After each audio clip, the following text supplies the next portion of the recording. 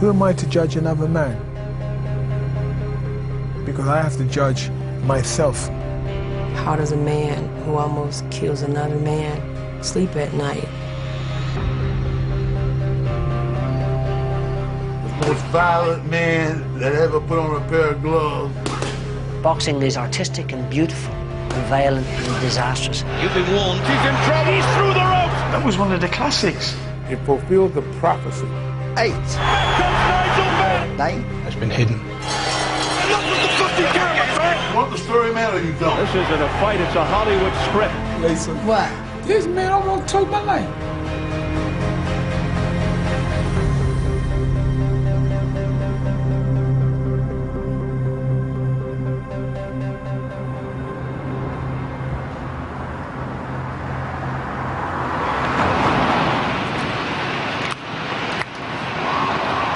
What's up, man?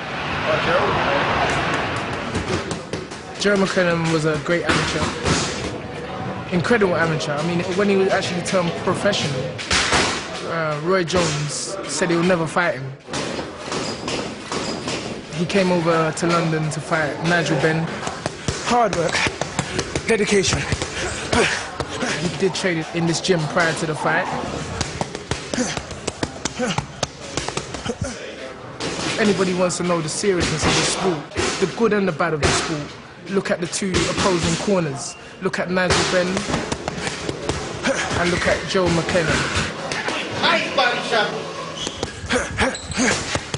The way I train and the way I punch, and the heart I got, and the mind I have. Give me a rest. My fights probably would never go past 2 or 3 rounds.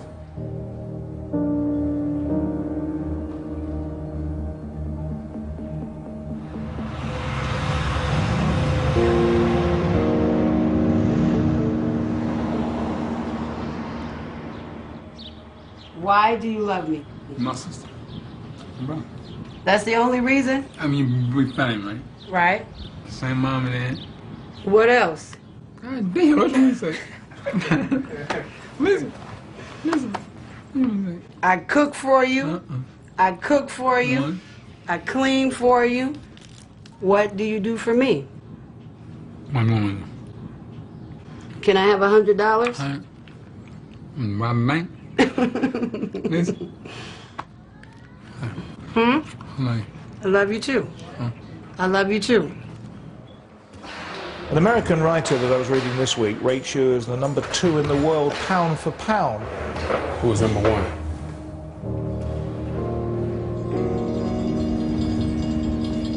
1? Gerald McClellan was a 2-time world boxing champion by the age of 25.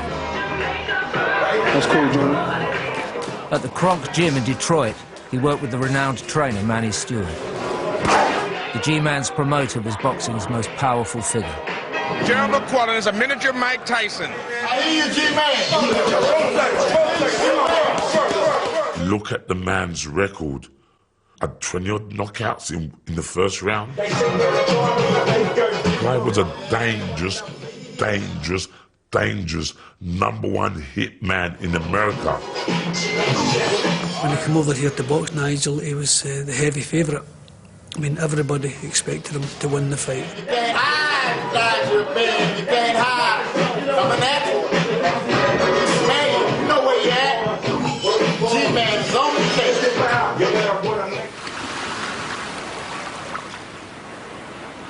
You're going to sit mini Mike Tyson on you. You said it to the wrong person. I thrive on fear, and I thrive on challenges. So good night, my friend, and amen. Telling me just met big bad bear. A former soldier with a taste for the playboy life, Yeah. Nigel Benn embraced every career opportunity. Have a good night. Be there. Well, he wasn't a boxer. That's the first distinction. He was a fighter.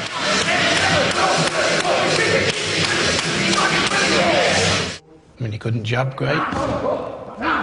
His feet were wrong, but heart, determination, you couldn't fault that. And punch. I felt it a few times, it did hurt.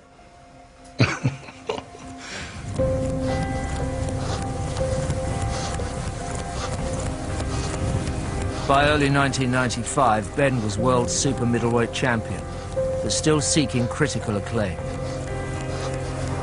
Most had warned the 31-year-old to go nowhere near Gerald McClellan.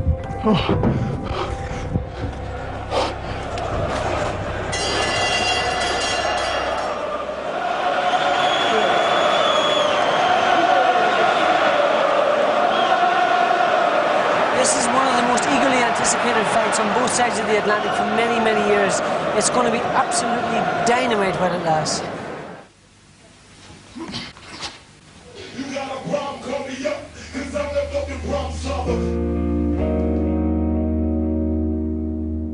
The most violent man that ever put on a pair of gloves.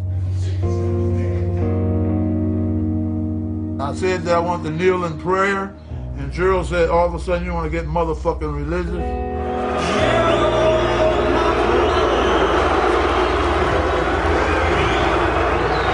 G-Man. He's so overwhelming because he's so strong, he's so aggressive, he's so mean.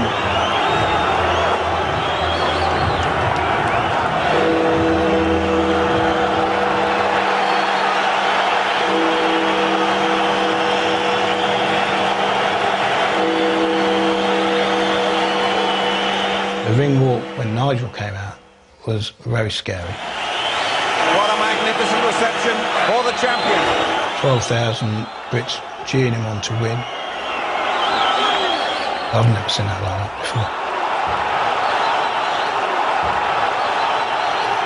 before. There was violence in the air all around the fight. He didn't want to win. He didn't want to win the fight. He actually wanted to kill Nigel Benn. He actually thought he was going to do it in the first round. It's showtime! We knew we had two of the most exciting fighters on the planet. You've been warned. We didn't know it was going to start the way it did in the opening round.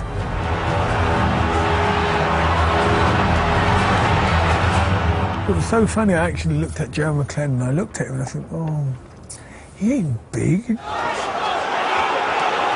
looking for him straight away, Reg. Right from the opening bell, he's looking for the finisher. He wasn't really big, he was just really a slim-looking guy. I remember Gerald drilling Nigel Benn into the rope, just right there in my corner. And I remember him hitting me and I felt my ligaments in my neck just stretched and I went out.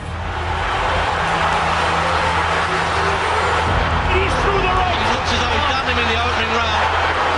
The count is 6, 7. I think we were very lucky, is the truth. Is he going to climb back? Can he make it back? But sometimes in sport you need a bit of luck. I think that night we got the luck. Who was the referee? Alfred Asaro from France. Introducing to you the referee in charge of this main event. If I'd had a preference, I would have liked a more experienced referee. Alfred Asaro. Boxing has been Alfred Asaro's life. One night has defined his career. At the London Arena, he was taking charge of his second world title fight. There was one basic problem with that referee. What was it? He couldn't speak English.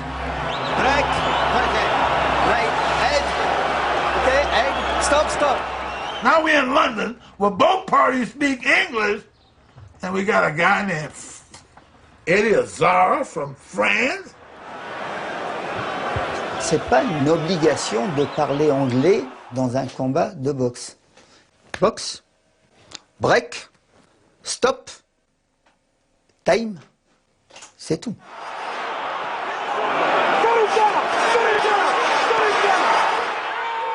One, 2, 3. However, much more significantly, say his critics, Asaro got that first round count wrong. 4, 5. Nigel was getting battered, and he went out of the ring onto the apron. Oui ou non, votre décompte est-il trop long? Non, moi j'ai un système de décompte. Lorsque le timekeeper commence, j'enchaîne. toute façon, il a mis moins de 20 secondes. Now, if he dropped off the apron, he could have had a count of 20, but he didn't. So he still only had a count of 10 to get back in. All I can say is I think it was borderline. Even though it seems you wrongly ruled Ben had 20 seconds to recover, Asaro now says he was only counting to 10 and had reached just 8 by the time Ben was back in the ring. Others are not so sure. If you'd been Gerald McClellan, would you have thought I've won that fight in the first round? Yes. Absolutely by knockout. Le président mexicain qui a demandé à l'Europe quel est votre meilleur arbitre européen. On a dit Alfred Asaro. That's it, he survived the round anyway.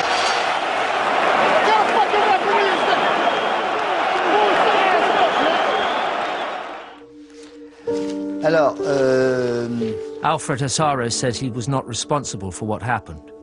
He has kept every report from that night. Pride of place goes to a letter from the French Boxing Federation.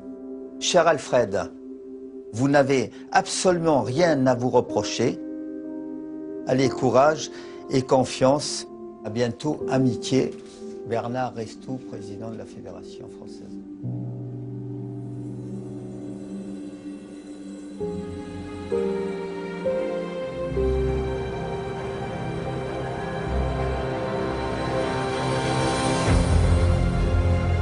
How does a man who almost kills another man sleep at night? For 12 years after the fight, there was a lingering animosity. At that time, there was so much resentment, hatred, or whatever. And then I read an article in a paper that said, we wanted Ben dead, now we want his money. So this is what I was left with. All you lot were cheering him up, giving it this, giving it that. I was just on a high. I knew he wouldn't be able to go the distance.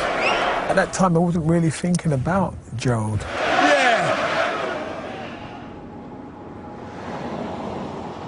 Right away, everything negative just took control. And we were already devastated by what happened. Ladies and gentlemen, this is the entrance to a hospital. The full extent of McClellan's injury was still unclear hours after the fight. Straight back, Nigel. Nigel, how are you? I feel very well. How do you feel about McClellan? How do I feel? I feel very sorry, but you know, rather him than me. Better him than me. Well done. Good luck. I wish you were dead. That is how I felt.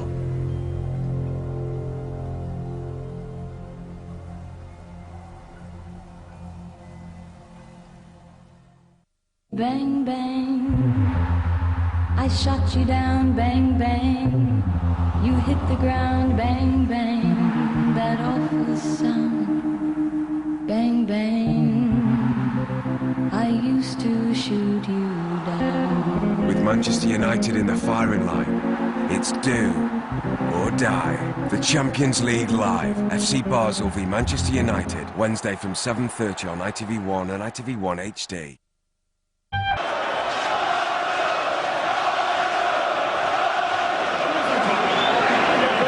Kevin Sanders, the new trainer, talking to Nigel Benn. He's got to dig himself out. If you hit me, I will get up. I'm not one of them Brits that going to lay down. Proudly British, I'm going to go out on my shield. Second out, round two. When he got up, gritted his teeth and just stood there. Come on, let's have it. There's the old darkness for you now. The sheer power and the punches and the drama. Listen to this crowd, the chanting, the singing.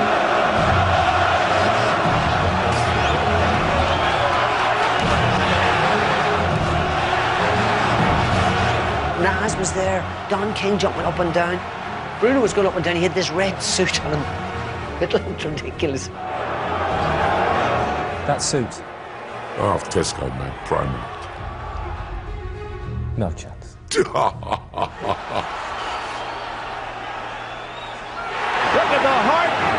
Nigel Benn. There's the bell for round 2. I didn't feel nothing. I didn't feel nothing at all because of Denny Mancini. Start out thinking this fella. The fella's running out of ideas. Look at him, you've got him, you've got him. He made me believe that I had him every round. It's such a contrast, your corner, to what many felt was wrong with his corner. Yeah.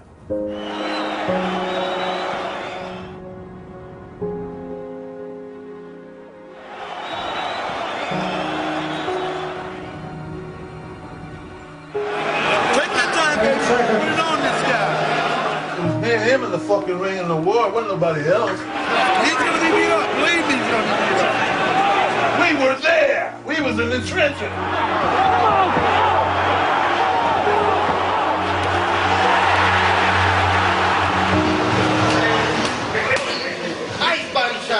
Stan Johnson was in charge of Gerald McClellan's corner. They went back a long way, to Gerald's days as a teenage hopeful. Under pressure, you get nervous. When you get nervous, you forget. I can't even say that you would classify him as a coach.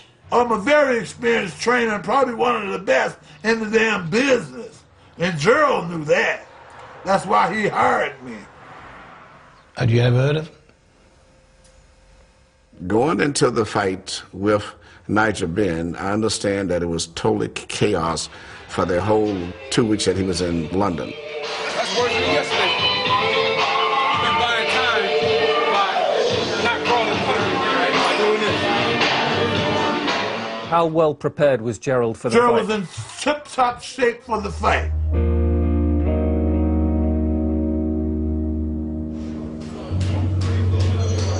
When I walked in Gerald's dressing room, I asked him what he was doing his hands up for. And his words to me were, "These idiots don't know how to do it." I was the best rapper in the world. Matter of fact, I think I rapped one of these hands. Now, when you are saying that, not 20 minutes before a fight, you're in trouble.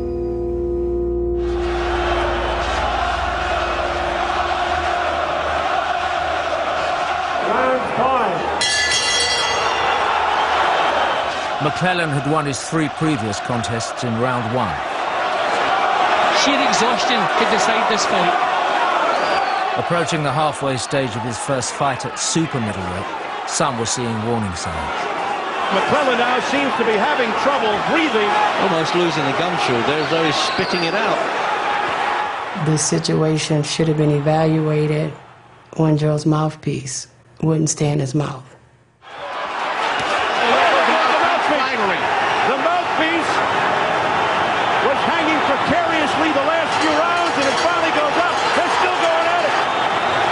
That was an indication to me that maybe he wasn't getting the proper amount of oxygen. If someone had the knowledge of a coach, he should have picked up on that. They didn't know what they were doing. And I'm there. I'm supposed to be the tick paddy watching all what's happening. And I'm thinking to myself, this is organised chaos. He wanted a winner, and we all want winners, but there comes a time in a fight when you look at a game and you know it's time to stop. It's a really, really, really important job.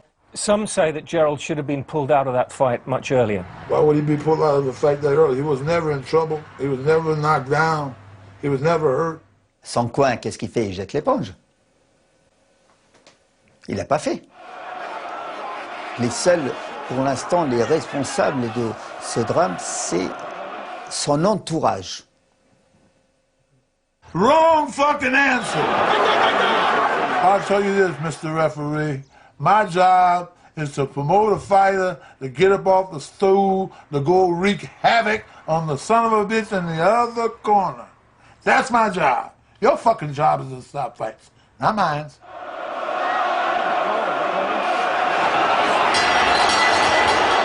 They can't even hear the bell. McClellan's still sitting. Well, McClellan doesn't look like he's interested to come out and do battle.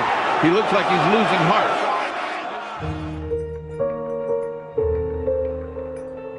Stan Johnson says he's seen Gerald just 3 times since the night of the fight. I to go to psychiatrist a few times just to get myself together with this shit, you know what I'm saying? The last time they spoke, Stan says Gerald called him the best coach in the world. Still got the hat? Yeah. It's like a trademark. It's like Don King, you know what I'm saying? Gerald knocked it off, didn't he, during training?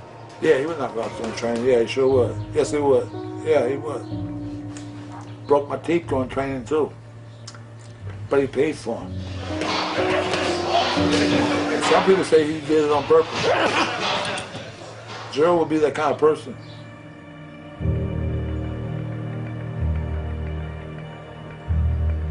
What are your strengths, do you think? Boxing, punching, I can do it all. Are there any weaknesses there? No, just me. Of the fighters I have trained, he probably had the biggest mean streak of all of them. I just feel a responsibility to clear it up. If confrontation came naturally, one companion never had to earn the G-man's respect. G, let's finish the last. I just have pit bulls because pit bulls the only dog that remind me of myself, you know, just real aggressive. Don't take none off nobody and just straight to the point, and it's a real aggressive dog. But for much of his career, unknown to the boxing authorities, Gerald McClellan was actively involved in dogfighting. Drunk a Labrador, taped the Labrador's mouth with duct tape, and let his dog Zeus kill the dog. And I said, why would you take a dog like a Labrador, which can't even fight? Labrador's a kid dog. Tape his mouth where he don't got no chance at all. Gerald's answer back to me was this: same way in boxing. All I need to do is taste some blood once in a while. And that's all my dog needs to do. He needs to kill something once in a while. July what? July what? I've never witnessed any of the dog fights, but I will say yes, they happened. I'll be damned, son.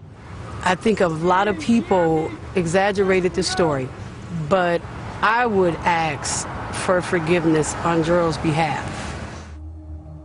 I always felt if I don't admit to it, then we're not guilty. But guilt is guilt. The truth is the truth, and a lie will live on forever. Son, we tired of you, bitch.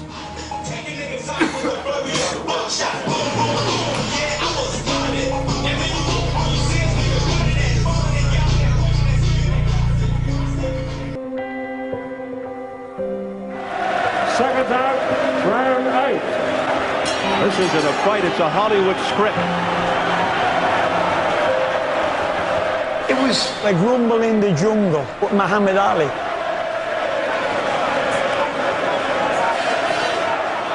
McClellan with a hard right, followed by a left. Benn's in trouble. He's staggered against the rope. Every second, every split second, you didn't know what was going to happen. You're like this. A relentless attack. Back comes Nigel Benn out of nowhere. A right hand by McClellan. And referee is close to stopping this.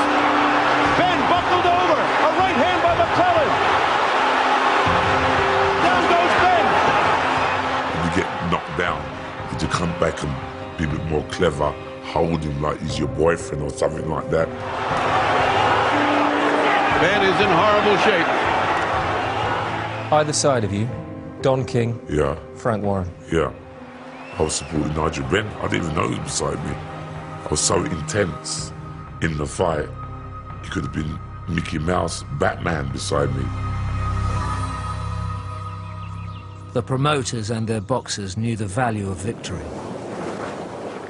A life-changing step into the Super Fight League. Financially, I had to win that fight for the lifestyle that I wanted. And I had a hefty tax bill as well. I'm not scared to say that, but everybody pays tax. I think I paid about $4 million tax, you know. I had to win. I had to win. I just had to win. Benn's purse of £700,000 would make a significant dent into that tax bill. It's been estimated McClellan earned little more in his entire career. So it's been good in what ways? The limelight, fame, the glory, the money, purses for the fight. Could have been better, though. And money was one of the reasons Gerald's coach, for most of his professional life, was not in his corner. Gerald McClellan and I had separated because he had been convinced that he could survive without having a manager. Just remember what I said. I don't want to go into that. I mean, it's a phase of my life. The man said, fuck me, he left me, but I've did a lot. Because there's not too many good things I have about At this point, Manny Stewart threatened to stop the interview. But he went totally crazy. I hear you, G-Man. You gotta wonder what's going through the mind of McClellan right now. He thought he had him. And here comes the charge of the Light Brigade. When you got so used to knocking over people, and you knock down one and one gets up again. Oh my God. We're into uncharted territory for Gerald McClellan. First time he got into a 9th round in his life, McClellan. He went down in round 9 to say that, you know, that I butted him, which was an accident. Nigel Benn threw a big left hook, missed with the left hook about a country mile, but with his big ass head slammed into Gerald McClellan's forehead. Butted on the way down. But it wasn't a butt by any means, he fell. Gerald said, he butted me, man. Oh boy, here we go. Get up, 1, 2, and he started counting. Gerald got up. Ringside observers had already noticed something about McClellan. McClellan's still winking his eyes, still hurting, and he got hit hard. Which would now become more apparent. We all noticed that we couldn't stop talking. Why is he blinking? Looking back, I can't remember warning signs other than when fighters pull their faces around and all the rest of it. He's blinking a lot, isn't he, Jim? You noticed that, McClellan, on the way back? And there were 5 doctors sitting around. Nobody said to me, oh, we could have a problem here, or anything like that. This didn't occur. Maybe a mannerism, but I doubt it. I've never noticed it before in his fights that I've seen. The corner should have picked that up. What about the referee? That's a good question. Il cligne des yeux. Tout le monde peut avoir des déclignements des yeux ou boxer la bouche ouverte, mais c'est pas un critère pour arrêter un combat. Ce n'est pas possible. He should have been pulled out. Come on, for God's sake. But the coach who had treated Gerald like a son blames only one person. The champion who sacked him. He was virtually on his own over there, making his own decisions, doing his thing, but that's a decision that he had made. And therefore, when he had problems in his fight and he come back to his corner, he's looking at Stan Johnson, and they're looking at him because, Joe, you're supposed to tell us what to do.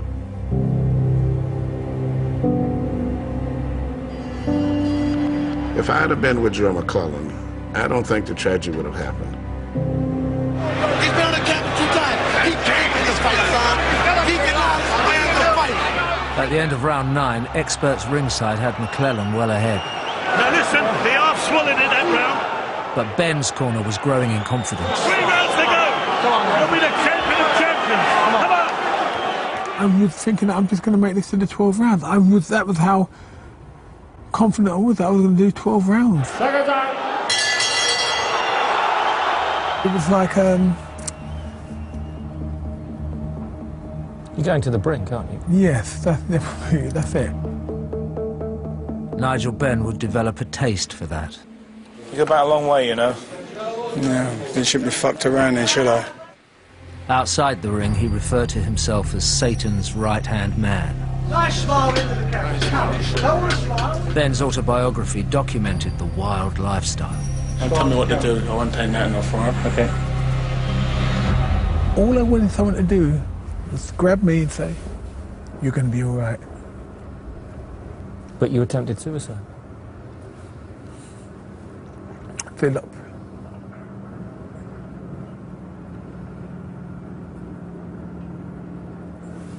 So a lot of things people don't understand.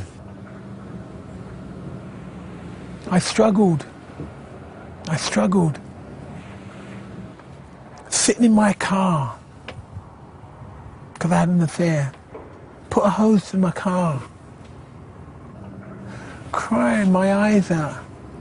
Don't want to die, but I can't take no more. Nigel and Caroline are going to come and share a little bit of their amazing testimony of God turning lives around. The life that I had in boxing was death. 8 years after he attempted suicide, Ben and his wife Caroline became born-again Christians. God way, trained for 8 weeks, taking 180 vitamins a day. And then after I finished fighting, I go out partying really hard, looking for drugs. All of my career, I was addicted to drugs. Addicted to drugs. And I've only been born again, truly. 2 years. 2 years. So we just thank God for what He has done.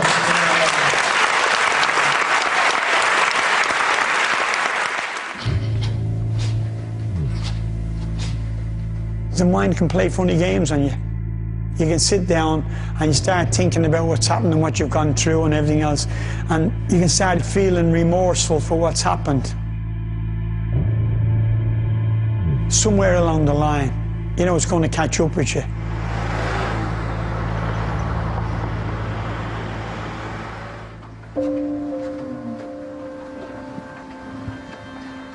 In February 2007, Nigel Benn returned to London for his first meeting with Gerald McClellan since the fight.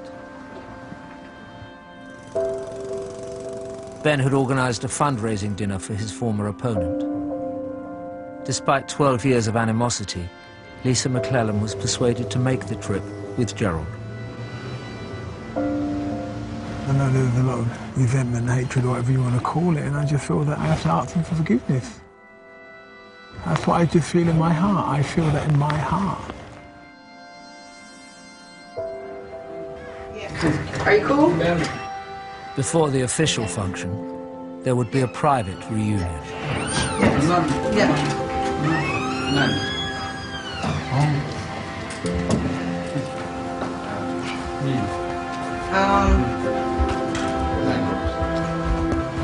Yeah. That's perfect. Nigel Gregory Benn. Gregory. Say his name, say your name, so I have to keep repeating my name. Nigel Gregory Benn. Nigel Gregory Benn. Yes. Yes. Yes. Seeing Nigel, it was probably more emotion in that moment than it's been in 12 years. Stayed in the hospital for 6 months. 6 months. 12 years have all just come up in one go. 12 years has just hit me, and Listen. What? This man almost took my life. This man nearly killed me. Listen. So do you think Nigel not feel sorry, but just wish that wouldn't happen? Absolutely. Absolutely. Absolutely. Listen, that's it. Yes. No, that's enough. Come here. It hit me real hard that this guy hasn't lived the life that I thought he did. And now I understand. It's not just me and Joe, it's the whole family that's been affected, that they want to be affected. Where's your gun? Where is your gun? Joe said we both got in the ring to risk our lives for other people's entertainment. Just skip 5, please, Dids. Thank you. Thank you. And he said it's something because we're both still here.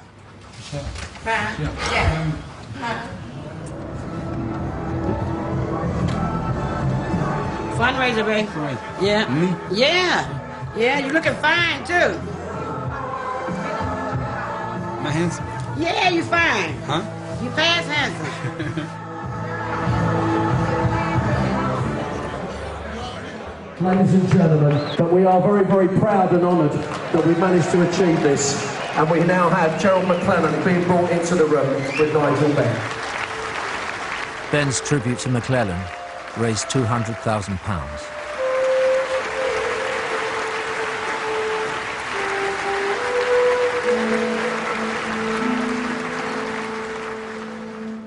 Don't be afraid of them. Favorite sport? Boxing. Boxing. Boxing. Yes. Boxing. Yes. Hey, boom. We've laid to rest a lot of things. There was a lot of resentment, a lot of animosities, mostly for what I've caused. I actually feel Hold on. Hold on. Yeah. Yes. a sense of peace. That's what we want. Something that we've needed for a very long time. Amen. What's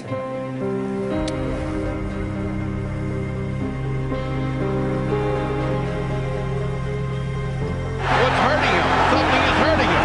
He's going to count him out. How can anybody say that he quit? I've been a liar, I've been a thief, I've been everything, but I've never ever taken any anabolic steroid while I've been boxing. Listen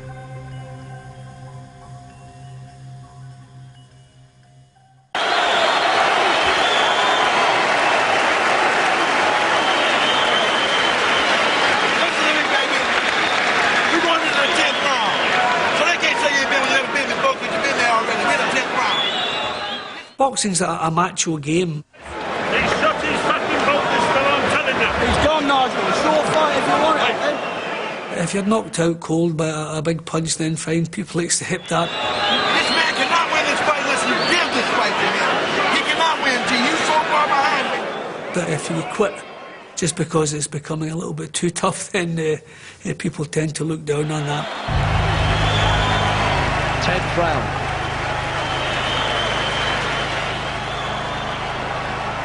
Early in the 10th, punches were exchanged. And McClellan put his hand up to his left eye, as if there was a cut, but there wasn't.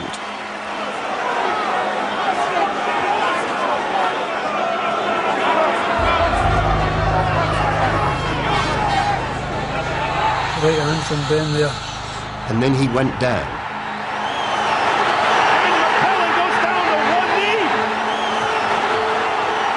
That is the strangest knockdown I've seen. It came out of nowhere.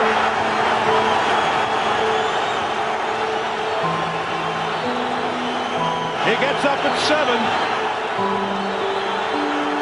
He almost swallowed in the previous round. This is great signs for Nigel Benn. And you can see he got hit with 2 bullshit punches and he went to his knee. He got hit with another bullshit punch and he went to his knee.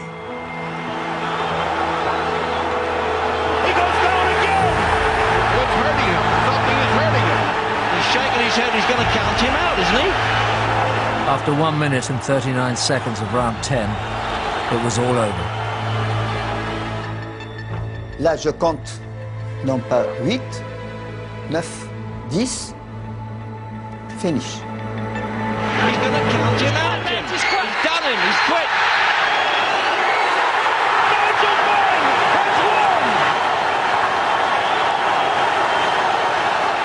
The experts were unanimous in their verdict. I can't believe that. I've never seen a guy quit in a corner like that. What was that? We were looking at a fighter who had decided to go onto one knee and not carry on with the battle. That suggests that he's decided to quit. Knowing my brother, he would have never quit. Suddenly the chin could still take the punches, but the hand could not. There wasn't an ounce of energy left in him. How can anybody say that he quit? That's shocking. It almost makes me want to cry, that. Honestly. I can't regret what I've said because you're dealing with split seconds, you're dealing with the atmosphere, the excitement. A fight that you want your homeboy to win, it looks like he's losing and he turns it all around and wins the fight.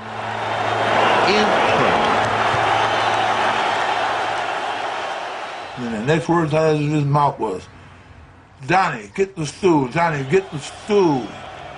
And before Donnie could get the stool, Gerald sat on the apron of the rope. And I squirted water on the top of his head, and he looked up at me and said, Man, that water you squirted on my head, feel like that shit running inside of my head.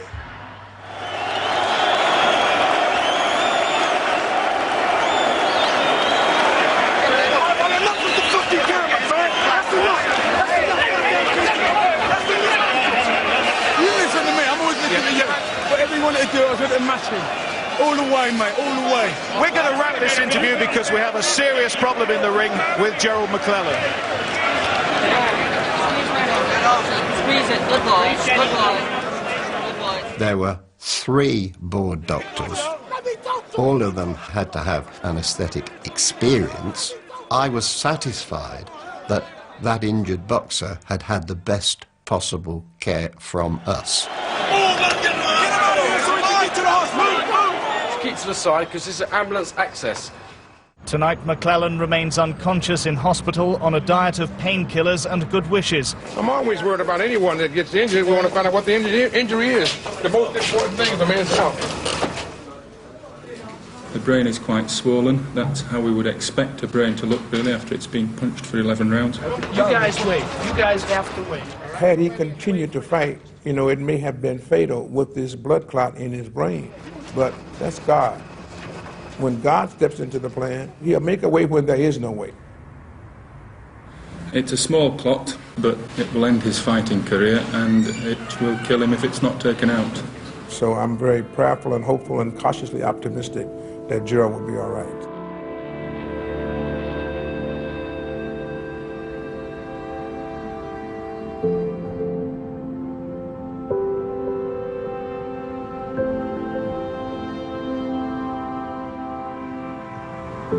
Next time y'all come through here, we fucking y'all up.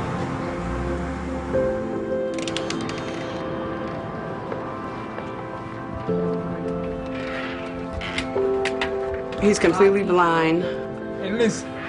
What color you want? What color popsicle you want? He's not deaf. What color popsicle do you want? Great. It's more comprehension. So if he's asking to repeat things, it's not because he can't hear it, it's because he don't necessarily understand it the first time. Right there. And this. Yes. This. Yes. Why? Right here. You know. Talking. Talking.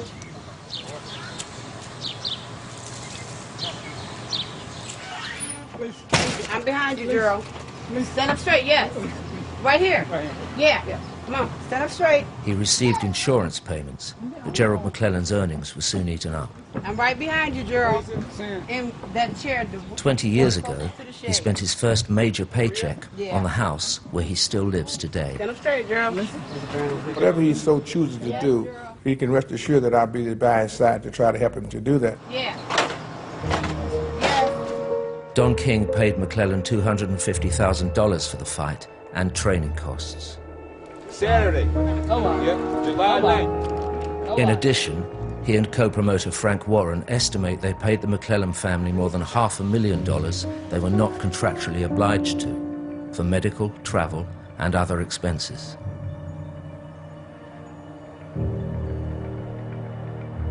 Try to strip now, sir. Gerald McClellan's defeat did not damage Don King's influence in the super middleweight division. Don't touch my face. They brought them over here to bash me out, mate. King had already signed a deal to co-promote 16. Now you might start believing in the Dark Destroyer. Nigel Benn. Made a believer out of me. Nigel Benn proved to the world today he got a lot of hearts, a lot of cojones. He fought his behind off. Well, Don King had done a deal with Nigel Benn. Don King walks in with a champion, walks out with a champion. Let's unify the other WBA title, and then you got 2 and Roy has 1. And then we go for Roy. Only in America? Absolutely.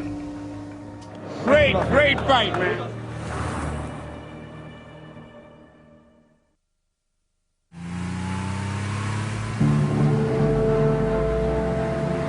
It feels like yesterday that I was shouting at Don King.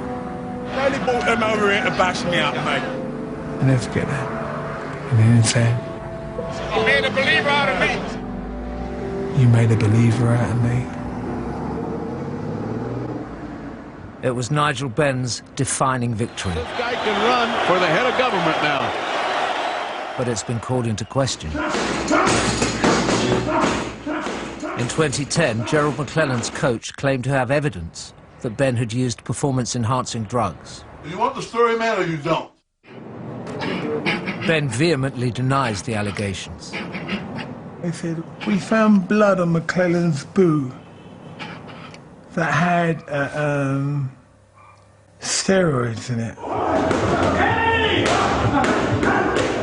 And my heart, it started pounding. Where'd that fear come from? I'm not doing no drugs. I've never done drugs. And while I'm training, if you say recreational drugs, I'll say, hey, I put my hand up. If you say I have a spliff, or if you say I've had ecstasy, I put my hands up. Hey, I'm not going to try and cover anything up. I couldn't do that. I couldn't go in a ring and knowing that I've taken steroids, because then I know I would have been a cheat. I've been a cheat. I'm a wife. I've been a liar. I've been a thief. I've been everything. But I've never ever taken any anabolic steroids while I've been boxing. Did Nigel Benn cheat for that fight? Absolutely, he was juice as a motherfucker, I promise you. Because the blood in the shoe is Nigel Benn's blood, because Gerald didn't drop a drop. Nowhere, never. Nigel Benn bled from the eye and the nose. Punishment, he put it on him. You was juiced on something, buddy. I don't know why anyone would say anything like that. Obviously, Gerald McClellan was taken straight to hospital, wouldn't be drug tested, but Nigel Benn would have been. In fact, Ben did not take a drug test. On his way to the dressing room, he collapsed. You look like you was a man of excellent shape and condition who just fought a tough fight, but you go back to your fucking dressing room and you pass out. You know why you passed out? Because you didn't want to piss for him. You fainted on the way out of the ring. Exhaustion. What do you think? What do you think? It would have been exhaustion, nothing else but that. But that. There is no evidence that Ben's collapse was caused by anything other than exhaustion. It's not clear why Johnson waited 15 years to make the allegations, or whether the boot is in any condition to be tested. What would you say to those who said Nigel might have dodged that drug test? Come on, Layla. To try and dodge a drug test is just not who I am. Layla, I want to talk about it because I think it would ruin who I am as a sportsman. If you know that I took anabolic steroids and brought them into the ring. Come on, Layla. I can look you in the eye and say, look, steroid was never in my body when I fought Gerald McClellan. It's just not who I am.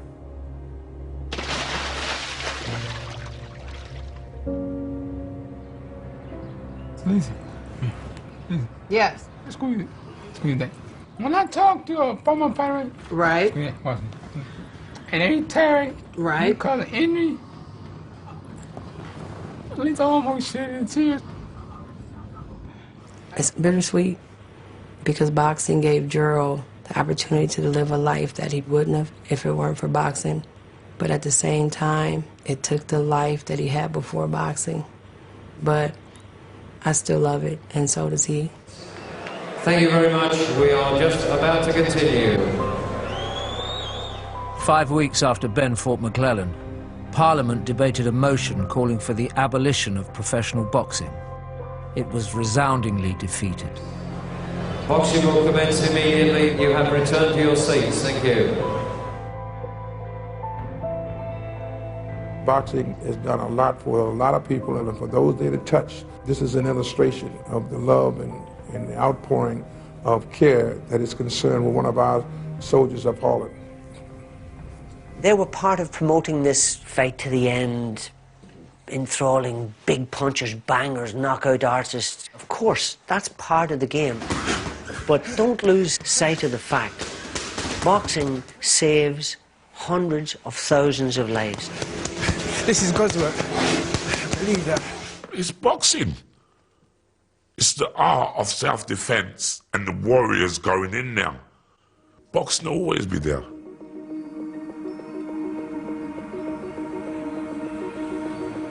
Who am I to judge another man? Because I have to judge myself.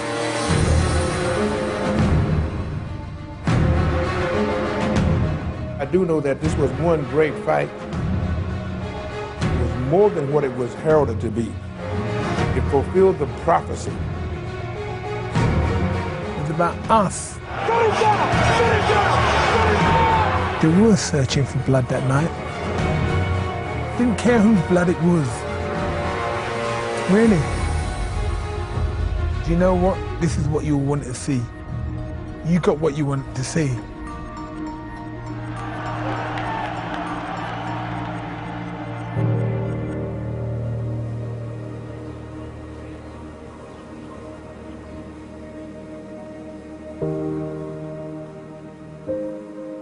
This picture makes me wonder what's going through his mind. This would have been the last time.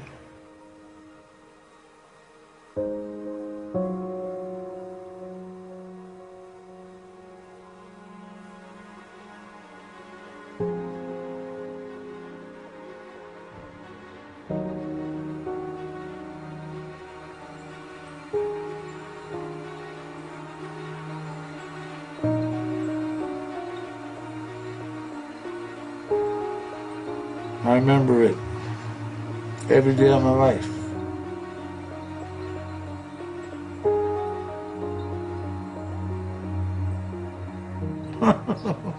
Oh man, this picture.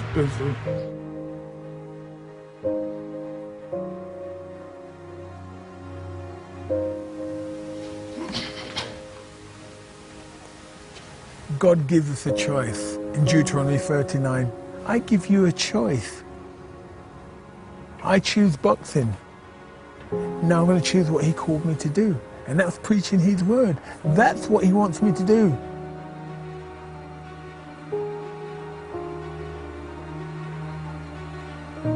And now, you know what? I come out of darkness. Now I'm walking in light. One of his big concerns is always, did he lose? He always wants to know if he lost the fight that night. I gotta tell you something. I'm losing. And my opinion is and will always be based on what I've seen.